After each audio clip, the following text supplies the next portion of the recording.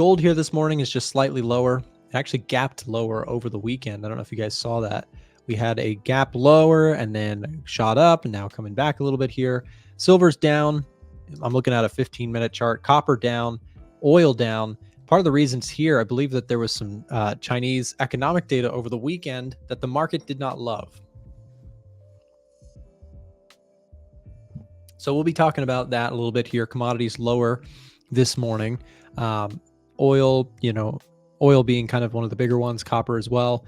Seeing some sell-off in this. Look at copper sell-off. And remember that the Chinese economy is so integral to the global one and the demand or supply of commodities. So yeah, it'll be interesting to see if the Chinese economy is going to sort of bottom out and start strengthening again. It will play a big role in strengthening commodities. But here's the thing with commodities going into 2025, right? I've gone back and forth on this thought. Where do I think gold, silver, copper, and oil, where do I think these things are going next year? I'm going to pat myself big time on the back here for a second. One of my biggest calls here this year has absolutely been gold bullishness. I've been very, very correct about that, except for the fact that I was very wrong in magnitude, right? So as a trader, direction and magnitude are both important. So what do I mean by that? Well, direction-wise, I thought it was going up. Lo and behold, not only did it go up, where I got it wrong was the magnitude. I was off. And I think a lot of traders and investors were. I don't know that many people thought gold was going to rally 35% this year. But this year, my forecast, you can go back and watch it on my channel. We did a forecast video. I do them every year. I did a forecast video about what I thought for 2024. And in that video, I discussed heavily gold and why I thought gold was going to continue to go up off of the Fed cutting rates this year. That's been very correct. Where I was incorrect, do you know what my target for the end of the year was? 2280. So I was right in the direction. So here's the beginning of the year, right? Beginning of the year is right there. I was totally correct in the direction, but the market surprised me and many other people by doing just about double what I thought it would do in the whole year, which is crazy. I thought gold might see a 15% move higher, 12 to 15% rally, which for gold is usually pretty big. But you can see gold has been on just a one-way path to the upside. And gold is taking down names right now. A lot of people probably blown their account trading gold this year, trying to short this thing as it just continues to go higher and higher and higher. Election stream. Yeah, I think it'll be fun. I'm going to do my absolute very best to keep my opinions out of it. And actually, it's not going to be as hard as you may think. I don't have like a super strong political stance. Like I know that's like the easy thing to say. That's the cop-out answer, but it is kind of the true answer. Like I'm not really hard set on, I think, the election is going to be the election and people are going to freak out about it. The markets are going to move a lot. That's really why I will be live streaming the event, because it will be important to markets. Contrary to general Twitter and Instagram belief, I don't think the markets are going to crater on either one of them being elected. Everybody loves to say that. They'll say, oh, if Trump gets elected or if Harris gets elected, this is what's going to happen. It's going to be horrible or it's going to be amazing. I think people overestimate the abilities of the president in terms of corporate America, fiscal policy, monetary policy from the Fed. Like those things are way more. Secular trends in corporate America are more important, like AI. Those things are not dependent on the president, but those are the real forces that have driven this market to where it's at. When I'm saying this market, I'm talking about the NASDAQ, which is hitting not an all-time high, but a recent high. And I actually need to trail a stop on this one. So I am long NASDAQ on QQQ, which is an ETF that tracks the NAS. I won't be voting unless Trader Nick is on the presidential poll. Well, then you will never be voting, my friend. If you're an American, you should vote. I know who I'm voting for. You guys ready? And you know where I'm going. You know where I'm going. 2 letters. J JP for president, Jerome Powell. Kidding. Kind of. I don't know. I feel like he would make a pretty good president. Market analysis, free trading courses, edge finder data, and special offers. What do these things all have in common? They're all available for you right now inside of our free Discord. You can click the link down in the description below to join the free Discord today and get access to all of this and more. Stay up to date with all the latest trading information and A1 content. And if you want to upgrade to our Gold VIP Discord that features every single trade that Trader Nick and our other professional analysts take, you can find the links for that in the description as well. So don't wait, go check out the free Discord today. So yeah, the NASDAQ's making a push. I do want to trail a stop on this one. Where am I going to trail a stop? I think I'm going to trail a stop just below this structure low here off the 4-hour chart. So we've broken through resistance here real nice. Strong 4-hour close. I woke up this morning and I was like, heck yes, that's the close we were looking for all last week. So I think what I'll do is I'll probably take this stop loss, put it right there. Look at that. Nas is just going crazy here just to kick off the week. So yeah, we'll see.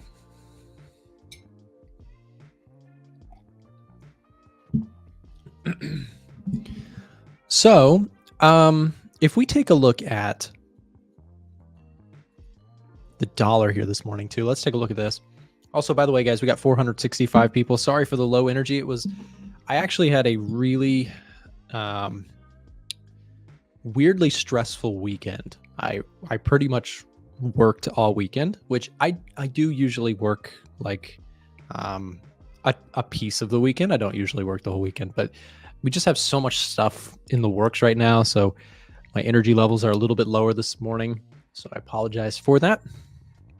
But yeah, we're looking at, when I say work, I'm talking about like content, and our website needed some fixes and just boring day job stuff. I do have a day job, which is, A1 trading is my day job. But anyways, dollar index looks real good. I actually think that the dollar index may have, I've said this before, I think the dollar index may have bottomed out for 2024. Things can change, but here's the thing. We've had really solid jobs numbers. Inflation came in a little higher than what was forecasted. And you've got this trend here where, yes, the Fed is going to cut rates. But remember, it's a race between different central banks. In this case, for dollar strength, you want other central banks. Let's say red. Here, the yellow is the Fed cutting rates. Like, let's say this is the Fed funds rate. Fed funds rate. Okay? Well, the dollar index doesn't just look at this. The dollar index, how do you value the dollar? You value it based on what its peers are doing. So what if the rest of central banks are cutting at a faster rate? Then suddenly, let's just put others for other central banks. So if the Fed funds rate is coming down, but it's coming down slower than the other central banks, which currency is going to be stronger? If on average, other central banks are cutting interest rates at a faster pace than the Fed, then it's sort of like who's taking more damage sooner? Like, which horse do you want to bet on? The one that's tiring sooner, or the one that still has a lot of energy? And in my view right now, the reason the dollar may continue its upward push is you have the Fed funds rate coming down, but with this recent strength in some of our indicators, right? NFP, CPI, these things are signaling that perhaps dollar strength could be relatively better than other currencies. Yeah, I listened to a little bit of a debate about, Tesla and whether or not this was bullish or bearish. And I think that the critics of the event were basically kind of like frustrated that there wasn't any sort of clear updates on dates and deadlines and when things can be expected, when their economy car actually can be available to the masses. And so that made investors a little bit cautious because sure, there was some very cool things there, but the bears in the room would say, well, there's not a short term to any degree like turnaround on all this stuff and all this investment. When are we going to start seeing some earnings? Which is typical Wall Street stuff. They want to see money right now, and Elon Musk and Tesla in general seem more oriented towards creating like long-term stuff. And will it pay off? We'll see. Sometimes focusing super specifically on the long term can be a big win, but it also is a big risk because, of course, shareholders want to see returns in order to pump more money into the stock, which allows you to do more innovation and all that stuff. Right. I'm looking at the S&P. We're up 0.75 already. So I don't know. We're at all-time highs.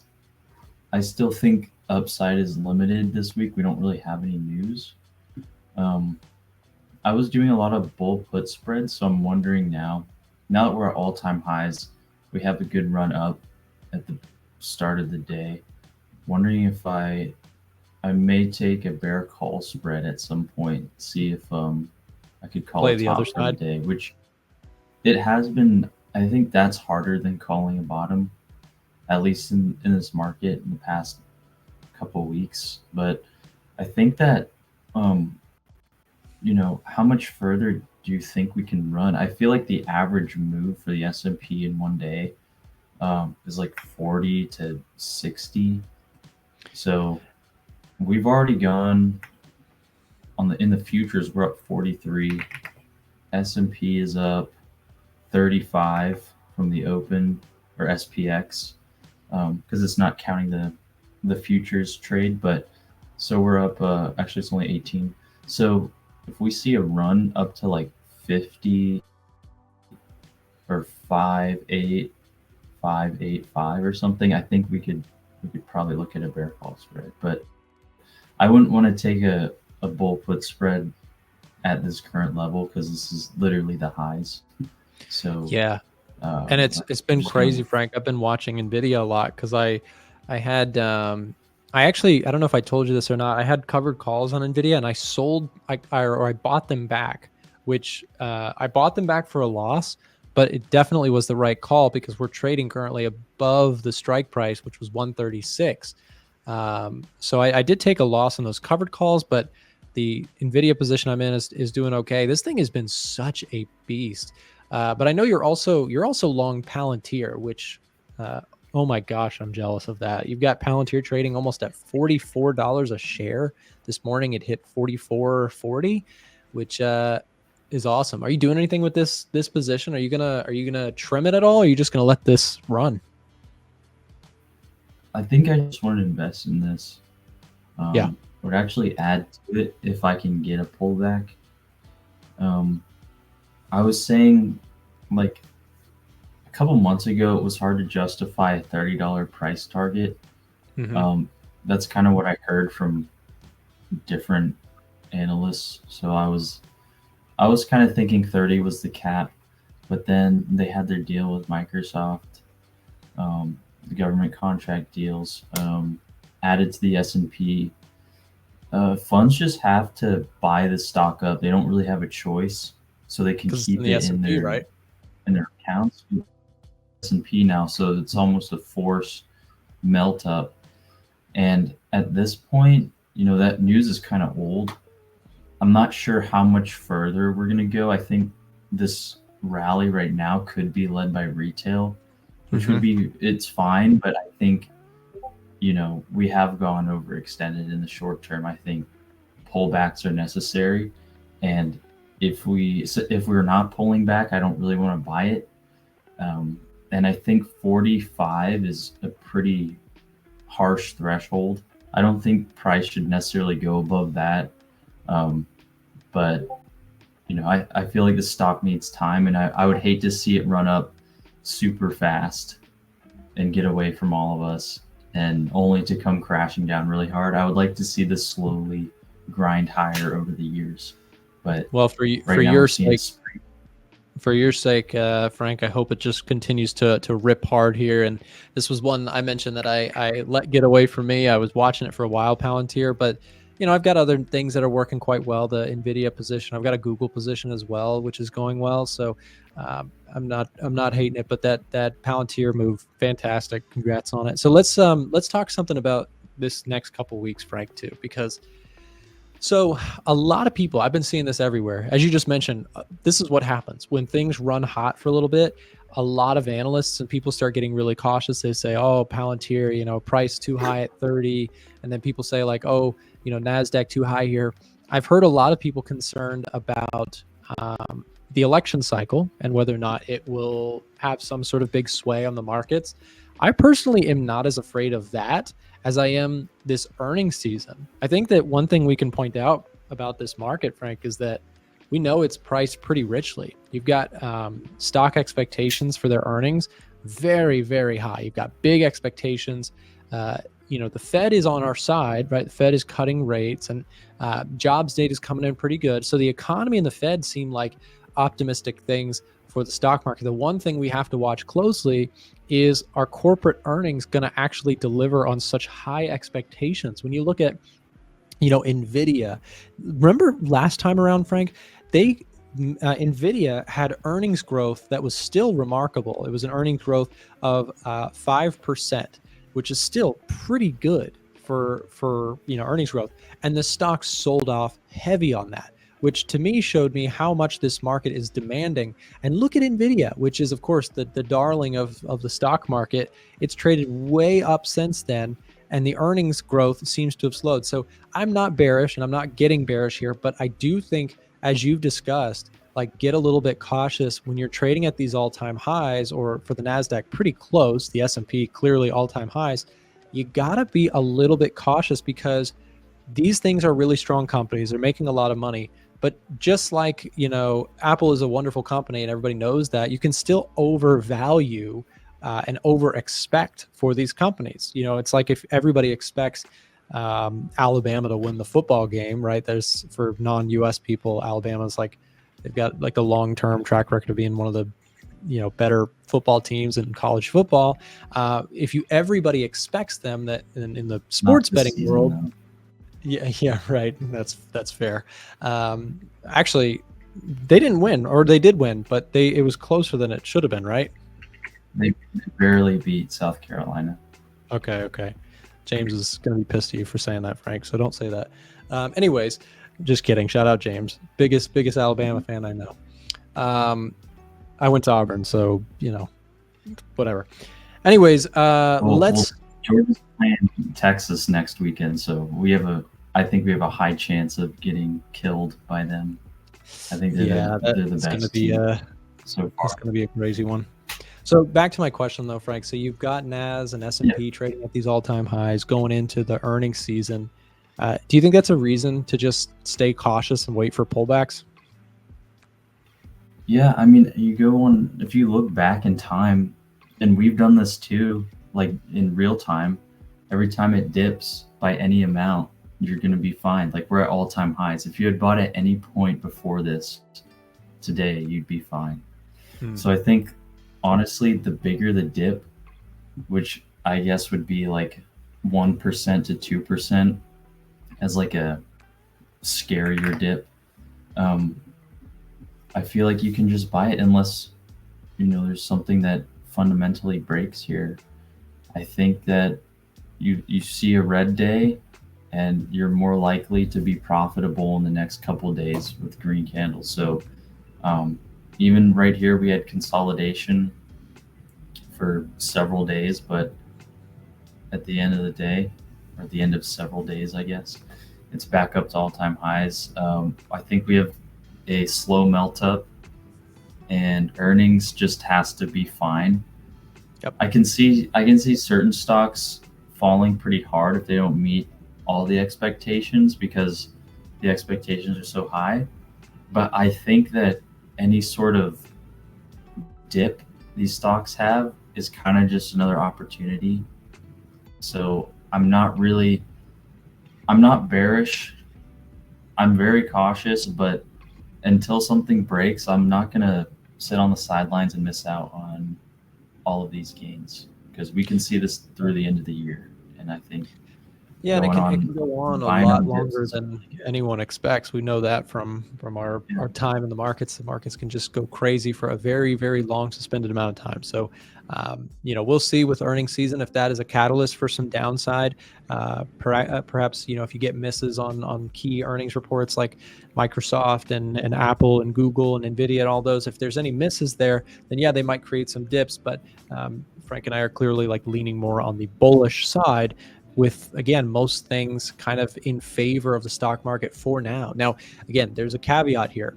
These things can change. We're traders, so we're watching this stuff. If the Fed switches to the other team, meaning they're more on, rate hike side, or at least not cutting rates anymore, or, the labor data starts coming in real bad, or, if some of these story pieces change, as traders, the cool thing is you have the flexibility to adapt. But currently, it's kind of like let the bull run. Don't try and get in front of him and stop his horns. You're going to catch the horns. That's the old expression. So what's gotten me so bullish has been the Edge Finder. The Edge Finder has been incredibly bullish recently on indices, SPX, NASDAQ, Dow Jones. You've got the DAX in there, the Nikkei, which is Japanese stock market. So you've even got Russell tapping into nearly bullish territory. So you've had some clear indications on the index side. If we take a look at the opposite side, the more bearish side of things, you've got Euro USD as a possible bearish setup. You got some Swiss franc pairs, Euro pound. Gold is in -4 territory, so still technically neutral, but close to a bearish reading. So if we take a look at Euro dollar, which is a bearish setup, this one's been one that I've been waiting for a pullback on too, but just have not been able to get that setup. Double top here on the daily chart, broke kind of this upward trajectory, broke through support. If we get a retest into that area, I was interested, but it's just been falling and falling without me. So haven't been able to take that short setup on that one. Can you look at US oil? Yes, I can. I do have a position currently on US oil, which is giving back some gains here this morning. I'm still bullish on oil until further notice. Take a look. Oil's got a +6 on the Edge Finder. The commitment of traders data, which let's pull that up. Let's talk about the COT report. So COT report, what is it? The COT report is, of course, a way to track what institutional money is buying or selling. It is a weekly filed report by the CFTC, and it reports what big holdings are looking like for institutional money flow. We've aggregated it out for our users who are Edge Finder users. You can see all of this data in our simple to use visualization tool. And I'm going to just go through this really quick. So in terms of the COT report, let's look into what institutional money is buying and or selling.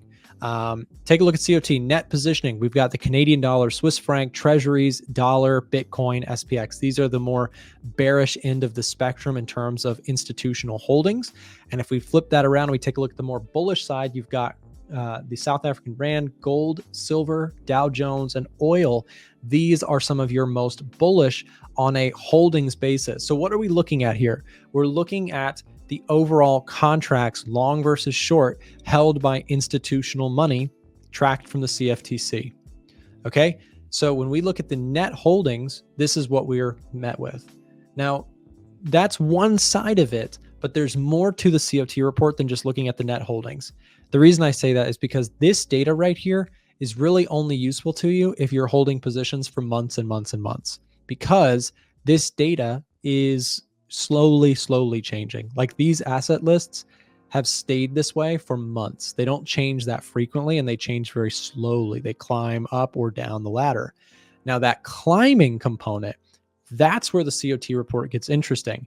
And we've built the change week to week table right here. This is the latest weekly COT filings, latest buys and sells from the Edge Finder's COT report. Now, this is where you want to pay attention if you are a trader. Now, if you're an active trader, this is showing you the change in contracts from the last week to the current week reporting. This is why it's so useful. When you're looking at this, you say, okay, look, the Australian dollar got some big bullish action. They added lots of longs. They closed lots of shorts. They reduced short holdings. They increased long holdings. We get a nice bullish net change. Okay, US oil. Take a look at US oil, and what we've got here is change in short contracts. They dramatically reduced short holdings on oil price, and they increased. When I say they, I'm talking about the hedge funds, small banks, big banks reporting funds to the CFTC showed big buying for US oil. Okay, let's keep going. Treasuries also got a bid.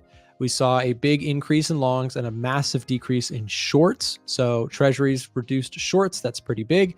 Take a look at the Swiss franc. They added some Swiss franc positioning, added some Dow Jones, pound, Bitcoin, copper, silver. Let's take a look at some of the things that they sold. They sold some gold, right? So gold got some bearish activity. Let's take that into consideration. They added a little bit of shorts, but they dramatically reduced long positions. That is pretty bearish, right? So if everybody's closing out longs, that is something to pay attention to. When we are actively in this conversation, we are actually tracking institutional money. We're not guessing on what institutional money is doing through candlestick patterns, which I think is kind of silly. I think that this is the way better way to do it. You're actually looking at the CFTC's report of what institutional money did. Did they close positions? Did they buy positions? Did they initiate new positions? On gold as an aggregate, they reduced longs. They increased shorts. Okay, let's move on. SPX, NASDAQ, both of these saw a little bit of bearish activity. They added some shorts to SPX. They added a little bit of shorts to the NASDAQ. US dollar, Canadian dollar, platinum, Russell, yen, and Nikkei. These things mostly got sold on the CFTC's weekly reported numbers. Did you know we do a live trading show Monday through Friday with guests from all over the world? To get notified when we go live, click the bell button next to the subscribe button or check in at 9:30 a.m. Eastern Time. We have helpful, free content in the description below and on our website, a1trading.com. Thanks for watching today's video, and we'll see you tomorrow.